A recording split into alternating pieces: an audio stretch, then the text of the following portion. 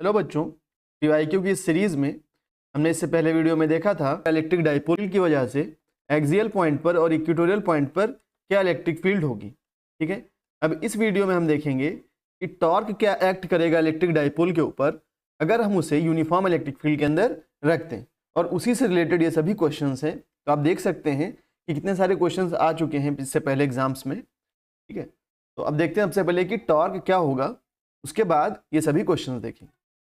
यहाँ पर मैंने एक इलेक्ट्रिक फील्ड ले ली है और इसके अंदर ये डाइपोल रख दिया है। डाइपोल मतलब एक नेगेटिव चार्ज होगा और एक पॉजिटिव चार्ज होगा और उनके बीच का सेपरेशन कितना होगा, 2a सेपरेशन होगा इनके बीच का। ये दोनों चार्जेस के बीच का सेपरेशन कितना होगा, 2a। ये मैं पहले आपको बता चुका हूँ। और डाइपोल मूवमेंट क्या होता है? डाइपोल मूवमेंट होता है जो डाइपोल का चार्ज है यहाँ पर, ठीक है, मैग्नीट्यूड उसका, और इनके बीच का डिस्टेंस इंटू 2a। तो डाइपोल मूवमेंट हो गया q इंटू 2a। और डाइपोल का डायरेक्शन कहाँ से कहाँ होता है, नेगेटिव से पॉजिटिव साइड में, है ना। तो नेगेटिव से पॉजिटिव ऐसा कुछ डायरेक्शन होगा इलेक्ट्रिक डाइपोल का। तो अब इलेक्ट्रिक डाइपोल को अगर हम इलेक्ट्रिक फील्ड के अंदर रखेंगे तो क्या होगा, देखिए इसके पास एक पॉजिटिव चार्ज और एक नेगेटिव चार्ज है। तो पॉजिटिव चार्ज के ऊपर इलेक्ट्रिक फील्ड के अंदर इलेक्ट्रिक फील्ड की डायरेक्शन में फोर्स लगता है। तो ये जो पॉजिटिव चार्ज है इसके ऊपर इलेक्ट्रिक फील्ड की डायरेक्शन में, इस डायरेक्शन में एक फोर्स लगेगा। और उस फोर्स की वैल्यू क्या होगी, उस फोर्स की वैल्यू क्या हो जाएगी, F is equals to QE, पहले पढ़ चुके हैं। और नेगेटिव चार्ज के ऊपर अपोजिट डायरेक्शन में फोर्स लगता है, इलेक्ट्रिक फील्ड के अपोजिट डायरेक्शन में फोर्स लगता है। तो नेगेटिव चार्ज के ऊपर कुछ इस डायरेक्शन में फोर्स लगेगा और उसका मैग्नीट्यूड क्या होगा, same F is equals to QE।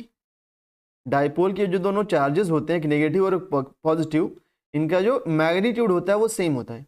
तो फोर्स भी जो लगेगा वो सेम लगेगा, but in just opposite direction. तो दोनों फोर्सेस लग रहे हैं जस्ट अपोजिट डायरेक्शन में। मैं इधर इसको शो करूं अगर, तो एक फोर्स ये इधर लग रहा है और एक फोर्स ये इधर लग रहा है। तो अब अगर हम नेट फोर्स की बात करें यहाँ पर, नेट फोर्स की बात करें तो वो जीरो होगा इस पूरी बॉडी पर, क्योंकि एक फोर्स इस डायरेक्शन में लग रहा है QE, ठीक है, और एक फोर्स इस डायरेक्शन में लग रहा है QE। तो नेट फोर्स क्या हो गया, जीरो हो गया। लेकिन इन दोनों फोर्सेस का लाइन ऑफ एक्शन सेम नहीं है। मतलब इस वाले फोर्स का अगर हम लाइन ऑफ एक्शन देखें, ये वाले फोर्स का लाइन ऑफ एक्शन कुछ ये है, और इस वाले फोर्स का लाइन ऑफ एक्शन देखें तो वो कुछ ये है। ठीक है, इसको थोड़ा सही कर देता हूँ, वो कुछ इस तरह से। दोनों का लाइन ऑफ एक्शन अलग है, इसलिए इस बॉडी के ऊपर एक टॉर्क लगेगा। देखिए अगर ये ऐसा रखा होता सीधा एकदम, ये माइनस क्यू चार्ज है और ये प्लस क्यू चार्ज है, तो इसके ऊपर इधर फोर्स लगता प्लस QE का, इलेक्ट्रिक फील्ड की डायरेक्शन, इलेक्ट्रिक फील्ड ऐसा है कुछ जहाँ जैसा मैंने यहाँ पर दिखा रखा है, और इधर के ऊपर QE चार्ज लगता, QE फोर्स लगता है इस डायरेक्शन में, अपोजिट डायरेक्शन में। तो नेट फोर्स जीरो हो गया। और यहाँ पर जो लाइन ऑफ एक्शन है, देखिए लाइन ऑफ एक्शन है वो भी सेम है, लाइन ऑफ एक्शन भी सेम है, इसलिए कोई टॉर्क जनरेट नहीं होगा, ना बॉडी मूव करेगी ना ही टॉर्क आएगा कोई। लेकिन इस वाले केस में, अभी जैसा डाइपोल अपना रखा हुआ है, इस वाले केस में लाइन ऑफ एक्शन अलग अलग, इसलिए इसके ऊपर एक टॉर्क लगेगा। कैसा टॉर्क लगेगा, इस तरह से लगेगा कि ये ऐसे रोटेट करना चाहेगा, इस तरह से। ठीक है, तो अब ये रोटेट होगा, ठीक है, इसके अबाउट, देखिए इसके सेंटर के अबाउट रोटेट होगा, क्योंकि दोनों तरफ से इक्वल टॉर्क लग रहा है। तो ये सेंटर के अबाउट रोटेट करने लगेगा कुछ इस तरह से। देखिए कुछ इस तरह से ये रोटेट करने लगेगा, और रोटेट करते करते एकदम ये हॉरिजॉन्टल पोजीशन में आ जाएगा। अब अगर इस केस में हम फोर्स देखें तो इसके ऊपर इस तरह से कुछ फोर्स लग रहा है, और के ऊपर इस डायरेक्शन में कुछ फोर्स लगेगा इलेक्ट्रिक फील्ड की अपोजिट डायरेक्शन में। अब इस केस में लाइन ऑफ एक्शन जो है फोर्सेस का वो सेम हो गया। देखिए दोनों का लाइन ऑफ एक्शन सेम हो गया, दोनों फोर्सेस का लाइन ऑफ एक्शन अगर सेम हो गया है तो इसका मतलब अब जो नेट टॉर्क हो जाएगा वो भी क्या हो जाएगा, जीरो हो जाएगा, क्योंकि लाइन ऑफ एक्शन सेम हो गया। तो अब इसका डेरिवेशन देखते हैं कि क्या टॉर्क एक्सपीरियंस होगा, क्या टॉर्क एक्सपीरियंस होगा। इसको यहाँ पर अगर हम देखें तो इलेक्ट्रिक फील्ड इधर है और डाइपोल का डायरेक्शन कुछ ऐसा है। इन दोनों के बीच में जो एंगल बनेगा उसे हम थीटा बोल देते हैं। इलेक्ट्रिक फील्ड और डाइपोल मूवमेंट के बीच के एंगल को क्या बोल दिया मैंने, ये थीटा एंगल है। तो अब टॉर्क का जो फॉर्मूला होता है वो होता है force multiplied by perpendicular distance, force multiplied by perpendicular distance. तो फोर्स तो उसके ऊपर QE लग रहा है, अब परपेंडिकुलर डिस्टेंस क्या होगा, देखिए ये सेंटर के अबाउट घूम रहा है, सेंटर के अबाउट घूम रहा है। तो ये सेंटर से परपेंडिकुलर डिस्टेंस क्या आएगा, यहाँ से ऐसे परपेंडिकुलर ड्रॉ करें अगर, तो ये हुआ आपका परपेंडिकुलर डिस्टेंस, ठीक है। यहाँ से इसको ऐसा पैरेलल लाइन बनाए अगर, तो ये आपका हुआ परपेंडिकुलर डिस्टेंस। वो क्या आ जाएगा, सेंटर से अगर इधर देखें तो ये ए है, और इधर से भी देखें तो ए है, पूरा 2a है। तो सेंटर से प्लस क्यू चार्ज ए डिस्टेंस पर और माइनस क्यू चार्ज भी ए डिस्टेंस पर। तो अगर ये परपेंडिकुलर डिस्टेंस देखें तो ये परपेंडिकुलर डिस्टेंस कितनी है कि देखिए ये ए है और ये थीटा है, ये कितना आ जाएगा ए साइन थीटा। अब आपको यहाँ पर कॉम्पोनेंट करना आना चाहिए, ठीक है। इसी तरह से अगर हम इस फोर्स का परपेंडिकुलर डिस्टेंस देखें सेंटर से, देखिए एक्सिस के अबाउट देखते हैं डिस्टेंस, डिस्टेंस देखते हैं परपेंडिकुलर डिस्टेंस जिस एक्सिस के अबाउट ये जो भी बॉडी है वो रोटेट करती है। तो ये सेंटर के अबाउट रोटेट कर रहा है, तो सेंटर से हम परपेंडिकुलर डिस्टेंस देखेंगे इस फोर्स का। इस फोर्स की लाइन ऑफ एक्शन को पीछे एक्सटेंड करें अगर हम, तो परपेंडिकुलर डिस्टेंस बनाइए, ये एंगल थीटा होगा, ये ए है तो ये कितना हो जाएगा ए साइन थीटा, ठीक है। तो इसी चीज़ को मैं इधर दिखा देता हूँ क्योंकि यहाँ पर थोड़ा ज़्यादा कंजेस्टेड लग रहा है कुछ। मैंने यहाँ पर ये एक इलेक्ट्रिक फील्ड लाइन दिखा दी है डायरेक्शन के लिए। तो ये एंगल थीटा बन रहा है डायपोल मूवमेंट का, ऐसा है कुछ माइनस से प्लस की तरफ। इधर ये ए है और इधर भी ये ए है, यहाँ पर माइनस क्यू चार्ज और यहाँ पर प्लस क्यू चार्ज। तो परपेंडिकुलर डिस्टेंस क्या आ रहा है देखिए सेंटर से, ये आ रहा परपेंडिकुलर डिस्टेंस ए साइन थीटा, और इधर भी परपेंडिकुलर डिस्टेंस क्या आ रहा है कि एंगल थीटा होगा ए साइन थीटा। अब टॉर्क देखें तो एक टॉर्क इस फोर्स की वजह से जनरेट हो रहा है इस डायरेक्शन में, और एक टॉर्क इस फोर्स की वजह से जनरेट हो रहा है इस डायरेक्शन में। अब नेट टॉर्क देखें अगर हम, तो जो नेट टॉर्क आएगा वो आएगा एक तो इस फोर्स की वजह से और एक इस फोर्स की वजह से। Tau due to plus Q charge on plus Q charge plus tau on यानी torque on minus Q charge. तो प्लस क्यू चार्ज के ऊपर टॉर्क क्या लग रहा है देखिए, टॉर्क हो गया force into perpendicular distance. Force क्या लग रहा है देखिए, फोर्स लग रहा है क्यू ई, तो Q E into perpendicular distance क्या ए साइन थीटा, तो A sine theta plus torque on minus Q charge. देखिए मैं ऐड क्यों कर रहा हूँ, क्योंकि दोनों टॉर्क एक दूसरे को सपोर्ट कर रहे हैं, इस पूरी बॉडी को ऐसा रोटेट करने में हेल्प कर रहे हैं ऐसा। तो दोनों एक दूसरे को सपोर्ट कर रहे हैं, मतलब सेम डायरेक्शन में है, इसलिए ऐड कर रहा हूँ। अगर मान लीजिए एक टॉर्क ये इधर होता और दूसरा इधर होता तो एक दूसरे को ये अपोज करते, तब क्या करते हैं यहाँ पर हम माइनस कर देते टॉर्क को, ठीक है। तो अभी दूसरा टॉर्क भी क्या है, force into perpendicular distance. Force क्या है सेम, यहाँ देखिए क्यू ई, मैग्नीट्यूड ले रहा हूँ मैं क्यू ई, और परपेंडिकुलर डिस्टेंस ए साइन थीटा। अब इन दोनों को ऐड करेंगे तो नेट टॉर्क अपना क्या बना, 2 times of Q E A sine theta. अब इस q और 2a को मैं साथ में लिख रहा हूँ, q इंटू 2a, ये एक साथ लिख लिया, q2 और ये a, क्या बचा e साइन थीटा। और q इंटू 2a क्या होता है, डायपोल मोमेंट होता है। तो q इंटू 2a के प्लेस पर लिख सकता हूँ p dipole moment, e sine theta, e sine theta. ये आ गया आपका torque experienced bye dipole when placed inside N uniform electric field. इसी को अगर वेक्टर फॉर्म में लिखना चाहें तो वेक्टर फॉर्म में ये टॉर्क होगा आपका P cross E, P cross E। मैं पहले बता चुका हूं कि किन्हीं भी दो वेक्टर्स का अगर क्रॉस प्रोडक्ट करते हैं, ठीक है, ये ऊपर वेक्टर साइन लगा हुआ है, क्रॉस प्रोडक्ट करते हैं अगर A क्रॉस B किया जाए अगर दो वेक्टर्स का, तो क्या आता है ये ए बी साइन थीटा।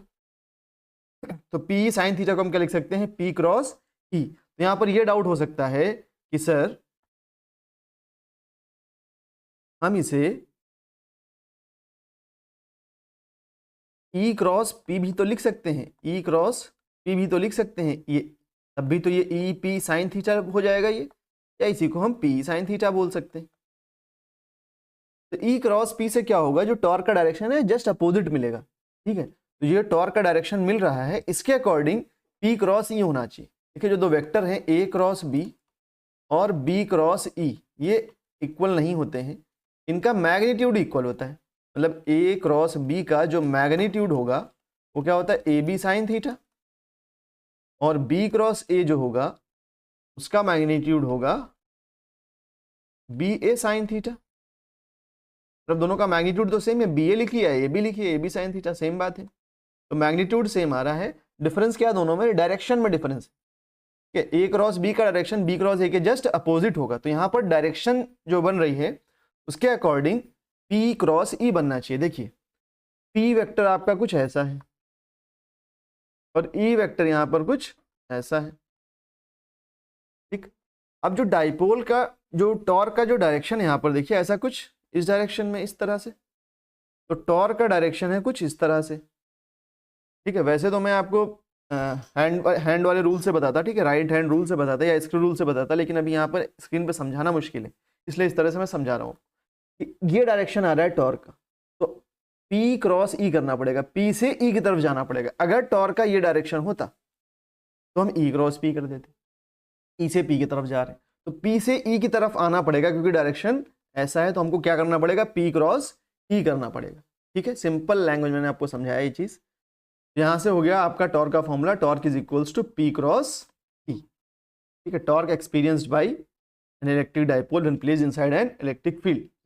तो अब जब भी हम ए क्रॉस बी करते हैं ना, जब भी ए क्रॉस बी किया, ए क्रॉस बी करके मान लीजिए कोई तीसरा वेक्टर सी मिला, जैसे यहाँ पर पी क्रॉस ई करके तीसरा वेक्टर क्या मिला हमको, टॉर्क। तो जो सी वेक्टर है ना, सी वेक्टर परपेंडिकुलर होगा ए वेक्टर के ऊपर भी, और ये सी वेक्टर परपेंडिकुलर होगा बी वेक्टर के ऊपर, ठीक है। जब भी ए क्रॉस बी करेंगे और तीसरा कोई वेक्टर मिलेगा, तो ये जो तीसरा वेक्टर आया है ये इन दोनों वेक्टर्स के ऊपर परपेंडिकुलर होगा, ठीक है। तो यहाँ पर जो थीटा एंगल है वो थीटा एंगल डाइपोल मूवमेंट और इलेक्ट्रिक फील्ड के बीच का एंगल है। यहाँ पर दिखा जाएगा ये डाइपोल मूवमेंट का डायरेक्शन और ये इलेक्ट्रिक फील्ड का डायरेक्शन। बाकी टॉर्क यहाँ पर आपका परपेंडिकुलर आएगा किसके, डाइपोल मूवमेंट के ऊपर भी, और टॉर्क आपका परपेंडिकुलर आएगा इलेक्ट्रिक फील्ड के ऊपर। टॉर्क दोनों ही वेक्टर्स के ऊपर परपेंडिकुलर होगा, पी और ई के ऊपर, ठीक है। सब यहाँ पर कुछ चीजें और समझते हैं हम। टॉर्क आया है अपना पी ई साइन थीटा। अगर थीटा 0 डिग्री हो जाए तो साइन थीटा की वैल्यू क्या हो जाएगी, साइन 0 डिग्री। तो साइन 0 डिग्री कितना हो जाएगा, 0। साइन 0 0 होता है, यानी साइन थीटा की वैल्यू 0 बन गई, तो टॉर्क क्या हो जाएगा, 0 हो जाएगा। थीटा अगर 0 हुआ तो टॉर्क क्या हो जाएगा, 0 हो जाएगा। थीटा अगर 180 डिग्री कर दें हम, 180 डिग्री मतलब साइन 180 भी 0 होता है, साइन 180 भी 0 आ गया। दोनों ही केसेस में टॉर्क क्या हो गया, 0। और फोर्स तो पहले से 0 है, एफ नेट तो बॉडी के ऊपर 0 ही है ना। देखिए दो force just equal and opposite direction में, तो फोर्स तो 0 है ही, तो टॉर्क भी 0 हो गया, फोर्स भी 0 हो गया, मतलब बॉडी इक्विलिब्रियम कंडीशन में आ गई है, मतलब बॉडी रेस्ट में है, बॉडी मूव ही नहीं कर रही है। तो बॉडी के ऊपर टॉर्क भी 0 हो गया है और एफ नेट भी 0 हो गया है, मतलब रोटेशनल मोशन भी नहीं हो सकता और लीनियर मोशन भी नहीं हो सकता, ट्रांसलेशनल मोशन। यहाँ पर जो बॉडी है 0 डिग्री पर और 180 डिग्री पर बॉडी आपकी स्टेबल इक्विलिब्रियम में है, लेकिन 0 डिग्री वाला केस है आपका स्टेबल इक्विलिब्रियम का, 0 डिग्री वाला केस है आपका स्टेबल इक्विलिब्रियम का, और 180 डिग्री वाला केस है आपका अनस्टेबल इक्विलिब्रियम का। 180 डिग्री पर डाइपोल अनस्टेबल इक्विलिब्रियम में होगा। अब ये स्टेबल इक्विलिब्रियम क्या है, अनस्टेबल इक्विलिब्रियम क्या है, ये समझते हैं। ये स्टेबल और अनस्टेबल इक्विलिब्रियम है क्या, ये समझते हैं।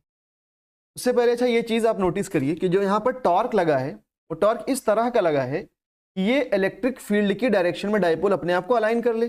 टॉर्क यहाँ पर ऐसा लगा है कि इलेक्ट्रिक फील्ड के डायरेक्शन में ये डाइपोल अलाइन हो जाए, मतलब कि जब ये डाइपोल कुछ इस तरह से हो जाएगा, इलेक्ट्रिक फील्ड की डायरेक्शन में आ जाएगा, इधर माइनस क्यू चार्ज है, इधर प्लस क्यू चार्ज है, ठीक है। तो ये डाइपोल का डायरेक्शन नेगेटिव टू पॉजिटिव है, तो दोनों का डायरेक्शन सेम हो गया, मतलब थीटा कितना हो गया, 0 डिग्री हो गया।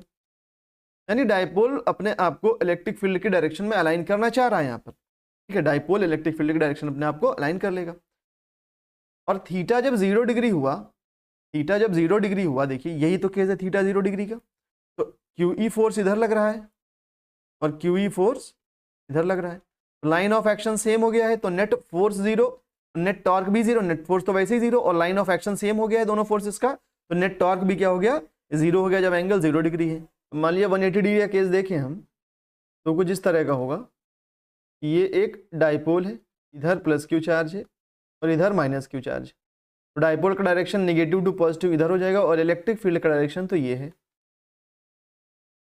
अब इनके ऊपर जो फोर्सेस लगेंगे, प्लस क्यू चार्ज के ऊपर इलेक्ट्रिक फील्ड के डायरेक्शन में लगेगा इस डायरेक्शन में फोर्स, और माइनस क्यू के ऊपर इलेक्ट्रिक फील्ड के अपोजिट डायरेक्शन में फोर्स लगेगा, इस डायरेक्शन में। ये दोनों फोर्सेस इक्वल एंड अपोजिट है, तो एफ नेट तो जीरो है, लेकिन दोनों का जो लाइन ऑफ एक्शन है वो भी सेम है। इस केस में थीटा कितना होगा, यहाँ पर 180 डिग्री होगा। देखिए थीटा 180 डिग्री, मतलब दोनों का डायरेक्शन जस्ट अपोजिट है। देखिए डाइपोल मोमेंट का डायरेक्शन इधर है और इलेक्ट्रिक फील्ड का इधर है, तो दोनों का डायरेक्शन जब सेम था तो 0 डिग्री एंगल था, अभी जस्ट अपोजिट है तो 180 डिग्री हो गया। तो इस केस में भी net force zero, line of action same है, तो नेट टॉर्क भी जीरो। तो वहीं यहाँ पर मैंने दिखाया कि net torque zero, net force zero, net torque zero, net force zero, theta zero और 180 डिग्री। 0 डिग्री के केस में स्टेबल है और 180 डिग्री के केस में अनस्टेबल इक्विलिब्रियम। ये क्या है ये समझते हैं। यहाँ पर आप ये दोनों केसेस देखिए।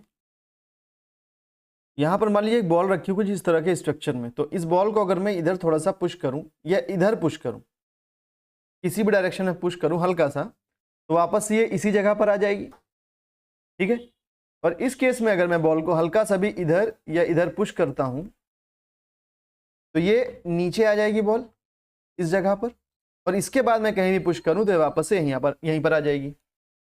ये वाला जो केस है ये आपका स्टेबल इक्विलिब्रियम है और ये वाला अनस्टेबल इक्विलिब्रियम है। इस वाले केस में बॉल को आप अगर थोड़ा सा डिस्टर्ब करते हो तो वापस से अपना ओरिजिनल पोजीशन पर आ जाती है। इस केस में अगर आप बॉल को डिस्टर्ब करते हो तो अपना ओरिजिनल पोजीशन पर वापस नहीं आती है, वो स्टेबल इक्विलिब्रियम में चली जाती है। वैसा ही कुछ यहाँ पर है, स्टेबल और अनस्टेबल का मतलब।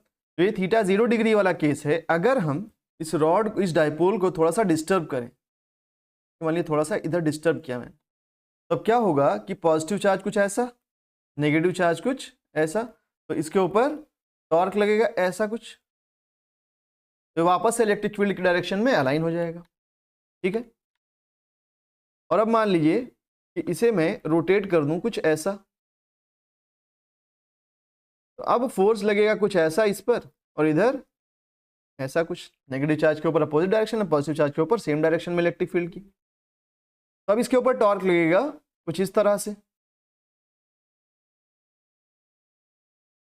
वापस से इलेक्ट्रिक फील्ड की डायरेक्शन में अलाइन हो जाएगा। तो यहां पर देखिए अपना अपना पोजीशन वापस से वो रीगेन कर ले रहा है। अगर आप 180 डिग्री वाला केस देखें, यहाँ पर प्लस क्यू चार्ज के ऊपर इलेक्ट्रिक फील्ड की डायरेक्शन में ऐसा फोर्स और माइनस क्यू के ऊपर इलेक्ट्रिक फील्ड के अपोजिट डायरेक्शन में कुछ ऐसा फोर्स। अब अगर हम इसे थोड़ा सा डिस्टर्ब करें, किसी भी डायरेक्शन में कर सकते हैं, तो थोड़ा सा मान लीजिए ऐसे डिस्टर्ब किया, अब ये फोर्स लग रहा है इधर माइनस क्यू के ऊपर जस्ट अपोजिट डायरेक्शन में और प्लस क्यू के ऊपर उसका सेम डायरेक्शन में। तो अब इसके ऊपर टॉर्क लगेगा कुछ इस तरह से, ये ऐसे रोटेट करना चाहेगा इसको और ये ऐसे। तो ये रोटेट करते हुए वापस उसी पोजीशन पर नहीं आएगा। देखिए ये इधर नेगेटिव चार्ज है, ठीक है, इधर नेगेटिव चार्ज है, ध्यान रखिएगा, ये नेगेटिव चार्ज है इधर, यहाँ पर माइनस क्यू चार्ज है, अभी इसे इरेज कर रहा हूँ, तो ये इधर पॉजिटिव चार्ज, ठीक है, इधर ये नेगेटिव चार्ज है, ये इधर नेगेटिव चार्ज है और इधर ये पॉजिटिव चार्ज है। अब जब ये इसके ऊपर इस तरह का टॉर्क लगेगा और ये घूमेगा इस तरह से, तो अब नेगेटिव चार्ज जो होगा आपका, जो नेगेटिव चार्ज है वो घूम के इधर आ चुका है और जो पॉजिटिव चार्ज है वो घूम के इधर पहुंच चुका है। तो अब डाइपोल का जो डायरेक्शन हो गया है वो डायरेक्शन पलट के कुछ ऐसा हो गया है, नेगेटिव से पॉजिटिव, यानी वापस से डाइपोल ने अपने आप को इलेक्ट्रिक फील्ड के डायरेक्शन में अलाइन कर लिया और अपना ओरिजिनल पोजीशन रिगेन नहीं किया यहाँ पर। जैसे यहाँ पर ये अपना ओरिजिनल पोजीशन रिगेन नहीं कर रहा है अगर हल्का सा डिस्टर्ब किया तो 0 डिग्री के केस में इसलिए इसे हम बोलेंगे स्टेबल इक्विलिब्रियम में है, और 180 डिग्री के केस में इसे हम बोलेंगे ये अनस्टेबल इक्विलिब्रियम में है। ठीक है, मतलब 0 डिग्री के केस में अगर इसे थोड़ा सा डिस्टर्ब करते हैं तो ये वापस से अपना ओरिजिनल पोजीशन रिगेन कर लेगा, लेकिन 180 डिग्री के केस में ये वापस से अपना ओरिजिनल पोजीशन रिगेन नहीं करेगा, इलेक्ट्रिक फील्ड के डायरेक्शन में अलाइन हो जाएगा। तो डाइपोल हमेशा अपने आप को इलेक्ट्रिक फील्ड के डायरेक्शन में अलाइन करना चाहता है। ये हो गया अपना टॉर्क का केस। टॉर्क का फॉर्मूला पढ़ लिया, कब स्टेबल इक्विलिब्रियम होगा, कब अनस्टेबल इक्विलिब्रियम होगा इसके ऊपर। तो अगर हम थीटा 90 डिग्री कर दें, थीटा अगर हम 90 डिग्री कर दें तो उस केस में साइन थीटा यानी साइन 90 की वैल्यू कितनी हो जाएगी, 1 हो जाएगी। तो टॉर्क का एक्सपीरियंस होगा, देखिए साइन थीटा की वैल्यू 1 होगी तो टॉर्क क्या हो जाएगा, P इंटू ई, टॉर्क क्या हो जाएगा, P इंटू ई। ये लगेगा मैक्सिमम टॉर्क, यानी थीटा 90 डिग्री के ऊपर आपका जो टॉर्क होगा वो मैक्सिमम होगा, और मिनिमम टॉर्क कितना है आपका, मिनिमम टॉर्क कितना है, 0। ठीक है, मैक्सिमम टॉर्क हो गया PE और मिनिमम टॉर्क हो गया 0। अब देखते हैं इससे रिलेटेड कुछ क्वेश्चंस जो पहले आ चुके हैं। तो यहाँ पर क्या दे रखा है, electric dipole of dipole moment P is placed in uniform electric field, you obtain expression for torque T experienced by dipole, identify two pairs of perpendicular vectors in the expression। तो अभी मैंने आपको डेरिवेशन करके बता दिया है, साथ में पूछा है दो पेयर ऑफ परपेंडिकुलर वेक्टर्स बताओ इस एक्सप्रेशन में। तो वो मैंने बताया था आपको कि टॉर्क परपेंडिकुलर होगा डायपोल मोमेंट के ऊपर और टॉर्क परपेंडिकुलर होगा इलेक्ट्रिक फील्ड के ऊपर। यहाँ पर टॉर्क परपेंडिकुलर है आपका डायपोल मोमेंट के ऊपर और टॉर्क परपेंडिकुलर है आपका इलेक्ट्रिक फील्ड के ऊपर। ठीक है, तो इसका आंसर तो ये हो जाएगा सेकंड पार्ट का। Define torque acting on dipole of, ठीक है, डायपोल के ऊपर टॉर्क क्या एक्ट होगा वो फाइंड करना है। Express in it vector form and point out direction along which it acts. बाकी वेक्टर फॉर्म में हमें उसे लिखना है, तो वेक्टर फॉर्म मैंने आपको पीछे बता दिया और डायरेक्शन भी दिखा दिया था। What happens if the field is non uniform. ये देखते हैं कि अगर फील्ड नॉन यूनिफॉर्म है, ये जो इलेक्ट्रिक फील्ड अभी तक हम देख रहे थे यूनिफॉर्म थी, हर जगह सेम थी। अब अगर नॉन यूनिफॉर्म इलेक्ट्रिक फील्ड है और उसके अंदर मान लिया ऐसा कुछ डायपोल मैंने रख दिया, ठीक है, ये माइनस क्यू चार्ज है और ये प्लस क्यू चार्ज है, तो इनके ऊपर जो फोर्स लगेगा प्लस क्यू के ऊपर इलेक्ट्रिक फील्ड की डायरेक्शन में, माइनस क्यू के ऊपर इलेक्ट्रिक फील्ड की अपोजिट डायरेक्शन में। लेकिन अब इन दोनों पॉइंट्स पर जो फोर्स लग रहा है, जो फोर्स लग रहा है क्यू ई, फोर्स क्या होगा क्यू ई, यहाँ भी फोर्स क्या होगा क्यू ई। इस पॉइंट की इलेक्ट्रिक फील्ड को मैं E1 बोल देता हूँ, इस पॉइंट की इलेक्ट्रिक फील्ड को E2 बोल देता हूँ। क्यों? क्योंकि अब हर एक पॉइंट पर इलेक्ट्रिक फील्ड सेम नहीं है। क्यों सेम नहीं है? क्योंकि नॉन यूनिफॉर्म इलेक्ट्रिक फील्ड आ गई है। तो नॉन यूनिफॉर्म इलेक्ट्रिक फील्ड है मतलब हर पॉइंट पर इलेक्ट्रिक फील्ड सेम नहीं है, मतलब यहाँ और यहाँ इलेक्ट्रिक फील्ड सेम नहीं, मतलब फोर्स सेम नहीं है। फोर्स क्योंकि इलेक्ट्रिक फील्ड के ऊपर डिपेंड कर रहा है, इलेक्ट्रिक फील्ड अलग अलग है, इसलिए फोर्स भी अलग अलग हो जाएंगे। चार्जेस तो सेम है लेकिन इलेक्ट्रिक फील्ड दोनों पॉइंट्स पर अलग अलग है, इसलिए नेट फोर्स यहाँ पर जीरो नहीं होगा। और इस केस में लाइन ऑफ एक्शन दोनों फोर्सेस का अलग अलग है, तो नेट टॉर्क भी जीरो या नॉट इक्वल टू जीरो होगा, नेट टॉर्क भी जीरो नहीं होगा। तो यहाँ पर नेट फोर्स भी होगा, नेट टॉर्क भी होगा, मतलब ये रोटेट तो करेगा, तो ये रोटेट भी करेगा और आगे भी बढ़ेगा क्योंकि नेट फोर्स जीरो नहीं है। तो जो भी फोर्स बड़ा होगा, ये QE1 वाला या QE2 वाला, जो भी फोर्स बड़ा होगा उसके डायरेक्शन में एक ट्रांसलेशनल मोशन होगा। ठीक है, तो ये आगे भी बढ़ेगा और घूमेगा भी, आगे भी बढ़ेगा और घूमेगा भी, रोटेट भी करेगा, तो ये आगे बढ़ते हुए घूमेगा।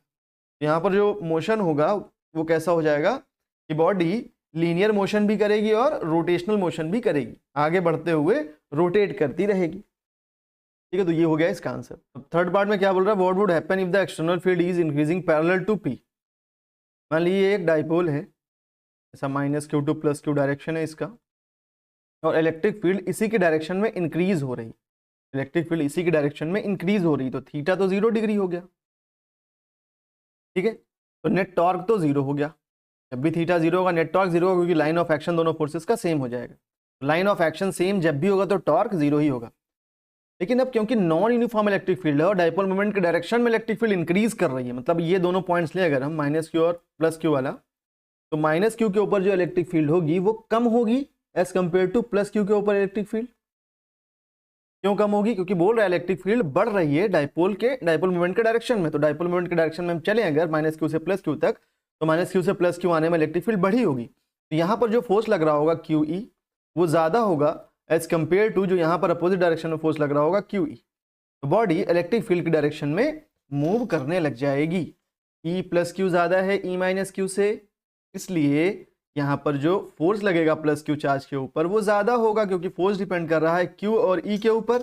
Q तो दोनों का सेम है लेकिन इलेक्ट्रिक फील्ड इस पॉइंट पर ज़्यादा है, इसलिए QE फोर्स जो +Q के ऊपर लग रहा होगा वो ज़्यादा होगा एज कंपेयर टू जो फोर्स लग रहा है -Q के ऊपर QE फोर्स, क्योंकि यहाँ की इलेक्ट्रिक फील्ड कम है। तो इसलिए बॉडी इलेक्ट्रिक फील्ड के डायरेक्शन में मूव करने लगेगी और नेट टॉर्क 0 होगा, रोटेट नहीं करेगी, मतलब सिर्फ ट्रांसलेशनल मोशन होगा या लीनियर मोशन होगा।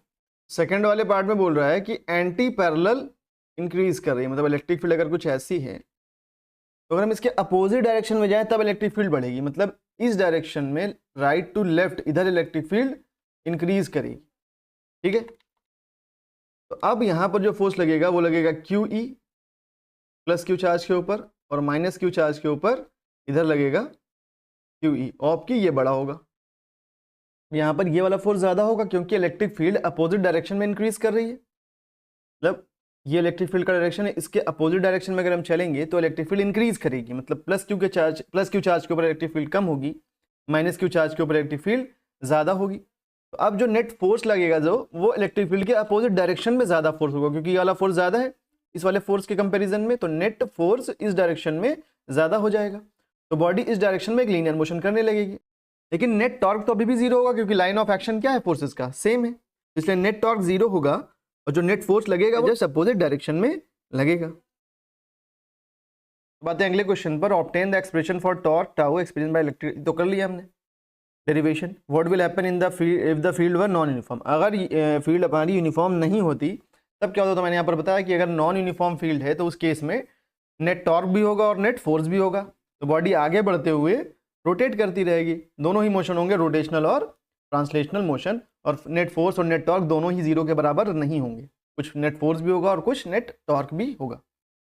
तो बातें हैं अगले क्वेश्चन पर, तो यहाँ पर हमें दे रखा है कि इलेक्ट्रिक डाइपोल है placed in an electric field of intensity, electric field of intensity 2 × 10⁵ newton पर coulomb at an angle of 30 degree, theta कितने दे रखा है 30 degree, experiences a torque equal to 4 newton metre, torque कितना लग रहा है 4 न्यूटन मीटर। हमें बताना है charge on the dipole of dipole length 2 centimetre, dipole की लेंथ यानी 2a कितना दे रखा है 2 सेंटीमीटर। देखिए जो डाइपोल होता है -q और +q के बीच की जो डिस्टेंस लेते हैं हम क्या लेते हैं वहाँ पर 2a, तो 2a ही लीजिएगा क्योंकि डेरिवेशन में हमने 2a ले रखा है। हमें चार्ज बताना है, क्या बताना है हमें चार्ज बताना है, चार्ज कितना होगा। तो टॉर्क का फॉर्मूला था PE sin थीटा, यहाँ से अगर P देखें हम तो P कितना बनेगा tau divided by E sin theta, torque कितना है 4 है, इलेक्ट्रिक फील्ड कितनी है 2 × 10⁵ और थीटा है 30 डिग्री, तो साइन थीटा कितना हो जाएगा साइन 30 के बराबर, और साइन 30 कितना होता है साइन 30 होता है 1/2। अब यहाँ पर ये साइन 30 की वैल्यू पुट कर देगा 1/2, ये 2 से 2 कैंसिल हो जाएगा, तो अपना P कितना आ गया 4 × 10⁻, ये 5 ऊपर जाएगा तो क्या हो जाएगा 10⁻⁻5। तो यहाँ पर डाइपोल मोमेंट जो आ गया P वो हो गया 4 × 10⁻⁻5। हमें क्या निकालना था, हमें तो चार्ज निकालना था, मैंने डाइपोल मोमेंट क्यों निकाला है क्योंकि डाइपोल मोमेंट के अंदर ही तो चार्ज छिपा हुआ है। P क्या होता है Q × 2a is equal to 4 × 10⁻⁻5। तो यहाँ से Q क्या हो जाएगा 4 × 10⁻⁻5 डिवाइडेड बाई 2a, ये हो गया Q is equal to 4 × 10⁻⁻5 upon 2a की वैल्यू कितनी है 2 सेंटीमीटर, तो 2 × 10⁻⁻2 करेंगे क्योंकि इसको मीटर में बदलना पड़ेगा ना, 2 × 10⁻⁻2 मीटर, मीटर बदलने के लिए 100 से डिवाइड करिए या 10⁻⁻2 से मल्टीप्लाई करिए। अब ये 2 2 ज़ा 4 कैंसिल हो गया, बाकी ये 10⁻⁻2 ऊपर जाएगा तो 10⁻⁻5 + 2 हो जाएगा तो 10⁻³ हो जाएगा ये कूलम, यानी 2 माइक्रो कूलम, 2 माइक्रो कूलम मतलब ऑप्शन नंबर सी। अगला क्वेश्चन है electric dipole placed in a non uniform electric field can experience, देखिए अगर इलेक्ट्रिक फील्ड नॉन यूनिफॉर्म है तब टॉर्क भी एक्सपीरियंस होता है और फोर्स भी एक्सपीरियंस होता है, क्योंकि नेट टॉर्क भी 0 के बराबर नहीं होता है, नेट फोर्स भी 0 के बराबर नहीं होता, कुछ फोर्स भी होता है कुछ टॉर्क भी होता है। तो इसलिए यहाँ पर कौन सा ऑप्शन होना चाहिए, देखिए ए ऑप्शन है टॉर्क बट नॉट फोर्स, तो गलत हो गया, फोर्स बट नॉट टॉर्क गलत हो गया, always a force and torque ये सही है। हालांकि ये ऑप्शन भी एकदम सही नहीं है, अगर थीटा 0 हो जाएगा तो उस केस में आपका टॉर्क तो 0 हो जाएगा, तो मतलब यहाँ पर फोर्स तो हमेशा लगेगा लेकिन टॉर्क 0 हो जाएगा अगर थीटा 0 हो जाए तो ये ऑप्शन गलत है, टॉर्क बट नॉट फोर्स, क्योंकि टॉर्क लग तो सकता है ना, 0 के अलावा कुछ एंगल होगा या 180 के अलावा कुछ एंगल होगा तब टॉर्क तो एक्सपीरियंस हो सकता है। फोर्स बट नॉट टॉर्क, तो फोर्स तो हमेशा ही होना है, तो गलत हो गया ये, नाइदर अ फोर्स, इसलिए ये भी गलत हो गया, तो इसलिए हमें इसे लगाना पड़ेगा, always a force and torque जरूरी नहीं है, टॉर्क हमेशा 0 ऐसा जरूरी नहीं है, लेकिन यहाँ पर बेस्ट ऑप्शन अपना सी है। तो अगला क्वेश्चन है torque acting on electric dipole placed in an electric field is maximum when the angle between the electric field and dipole moment is, तो अभी मैंने पीछे आपको बताया है कि मैक्सिमम टॉर्क जो होता है आपका वो क्या होता है P होता है, कब जब थीटा कितना होता है 90 डिग्री, तो यहाँ पर आंसर क्या हो जाएगा इसका, एंगल पूछ रहा है, एंगल कितना हो जाएगा 90 डिग्री। ठीक है, अब आते हैं अगले क्वेश्चन पर, two small identical electric dipoles AB and CD, each of dipole moment P are kept at an angle of 120 degree to each other in an external electric field E pointing along the x-axis as shown in the figure. Find the dipole moment of arrangement and magnitude and direction of the net torque acting on it. तो इस question में हमें दो dipoles दे रखे हैं, एक ये y axis पर रखा हुआ है और एक ये इस तरह से इंक्लाइंड रखा हुआ है, तो मैंने यहाँ पर ये दो डाइपोल यहाँ पर मैं बना रहा हूँ। तो एक डाइपोल ये माइनस क्यू और इधर है प्लस क्यू चार्ज, एकदम आइडेंटिकल डाइपोल्स है, मतलब दोनों का डाइपोल मोमेंट सेम होगा, ठीक है। और ये जो दूसरा वाला डाइपोल है ये रखा हुआ है वाई एक्सिस के ऊपर, तो मैंने यहाँ पर ऐसे ये वाई एक्सिस के ऊपर प्लेस कर दिया इसको। तो दो डाइपोल हो गए यहाँ पर, एक ये और एक ये। तो इनका जो डायरेक्शन होगा, इस वाले का डायरेक्शन होगा माइनस से प्लस की तरफ, ऐसा कुछ। और इस वाले का डायरेक्शन, इसका माइनस चार्ज देखते हैं कहाँ पर, इसका नेगेटिव चार्ज यहाँ पर है और पॉजिटिव चार्ज यहाँ पर। तो इसका डायरेक्शन माइनस से प्लस की तरफ कुछ ऐसा होगा। तो हमें बताना है कि इस पूरे अरेंजमेंट का डाइपोल मोमेंट क्या होगा, नेट डाइपोल मोमेंट, ठीक है। ये एंगल पूरा दे रखा है हमको,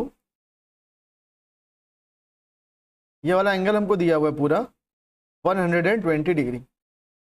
तो यहाँ पर दो डाइपोल है, देखिए, एक डाइपोल मोमेंट कुछ ऐसा है और एक डाइपोल मोमेंट कुछ ऐसा है। दोनों का डाइपोल मोमेंट सेम है, कितना है, P है। और इन दोनों के बीच का एंगल कितना है, 120 डिग्री। दो अगर वेक्टर्स है उनका रिजल्टेंट निकालना है, उसका फॉर्मूला क्या होता है, square root a square plus b square plus 2ab cos theta. Theta क्या होता है, दोनों वेक्टर्स के बीच का एंगल, या आप कॉम्पोनेंट करके भी कर सकते हो। तो यहाँ पर a और b दोनों सेम है, मतलब दोनों का मैग्नीट्यूड सेम है ना, p और p, और दोनों के बीच का एंगल कितना है, 120। तो a के प्लेस पर भी मैं p पुट करूंगा और b के प्लेस पर भी मैं p पुट करूंगा, plus 2 into a into B मतलब p इंटू p, और कॉस थीटा मतलब कॉस 120। तो ये हो गया आपका p square plus p square 2p square plus 2p square into cos 120। अब कॉस 120 की वैल्यू क्या होती है, कॉस 120 की वैल्यू क्या होती है, कॉस 120 की वैल्यू हो जाएगी आपकी, देखिए, कॉस 120 सेकेंड क्वाड्रेंट में, पहले तो ये सेकेंड क्वाड्रेंट में कॉस की वैल्यू नेगेटिव होती है, ASTC अगर आपको याद हो तो सेकेंड क्वाड्रेंट में कॉस की वैल्यू नेगेटिव होगी, और 180 से ये 60 डिग्री कम है, इसलिए इसकी वैल्यू हो जाएगी कॉस 60 के बराबर, माइनस कॉस 60। कॉस 60 होता है 1/2, तो माइनस ऑफ हाफ, तो कॉस 120 हो गया माइनस 1/2। तो ये हो गया, यहाँ से 2 से 2 कैंसिल हो जाएगा, तो 2p स्क्वायर और ये माइनस है माइनस p स्क्वायर, तो ये कितना हो गया आपका, square root of p square, यानी p के बराबर। तो नेट डाइपोल मोमेंट तो आपका p ही आ गया, दोनों का नेट डाइपोल मोमेंट कितना आ गया, p आ गया। तो इसका आंसर हो जाएगा p। Magnitude and direction of the net torque acting on it. ये दो डाइपोल का सिस्टम रखा हुआ है, इसके ऊपर नेट टॉर्क क्या लगेगा और उसका डायरेक्शन क्या होगा, मैग्नीट्यूड और डायरेक्शन बताना नेट टॉर्क का। तो नेट टॉर्क का फॉर्मूला होता है PE sine theta, PE sine theta. इन दोनों का जो कॉम्बिनेशन में निकाला है, दोनों का जो रिजल्टेंट निकाला है डाइपोल मोमेंट का, वो कितना आया है आपका, P रिजल्टेंट डाइपोल मोमेंट, वो कितना आया है, P। यहाँ पर ऐसे लिख देता हूँ मैं, PR मतलब P रिजल्टेंट, या फिर P नेट भी लिख सकते हो आप, ठीक है। तो PR कितना आ गया, रिजल्टेंट डाइपोल मोमेंट P आ गया है। तो टॉर्क में जो P की जगह तो P ही पुट कर देंगे हम, तो टॉर्क हो गया PE और साइन थीटा। अब थीटा कितना रखेंगे, देखिए, तो यहाँ पर एंगल कितना होगा ये समझते हैं। देखिए, एंगल जो होगा वो हमें निकालना है नेट डाइपोल मोमेंट जो अपना है, रिजल्टेंट डाइपोल मोमेंट, जो रिजल्टेंट डाइपोल मोमेंट आया है, और इलेक्ट्रिक फील्ड, इसके बीच में क्या एंगल होगा। तो इलेक्ट्रिक फील्ड हमें क्वेश्चन में एक्स एक्सिस के डायरेक्शन में दे रखा है, देखिए, इलेक्ट्रिक फील्ड हमें एक्स डायरेक्शन में दे रखा है, लिखा भी यहाँ पर, in an external electric field pointing along the x axis. Electric field तो एक्स डायरेक्शन में है। अब ये कुछ इस तरह का सेटअप है, देखिए, इलेक्ट्रिक फील्ड एक्स डायरेक्शन में है और एक डाइपोल मोमेंट ऊपर की तरफ है, इसका मैग्नीट्यूड P है, और एक डाइपोल मोमेंट को जिससे 120 डिग्री का एंगल बनाता हुआ इधर है। तो ये इतना एंगल तो 90 हो गया, और ये पूरा एंगल 120 है, ये पूरा एंगल 120 दे रखा है। ये वाला कितना हो जाएगा, 30 हो जाएगा। और इनका जो रिजल्टेंट आएगा वो जस्ट सेंटर में आएगा।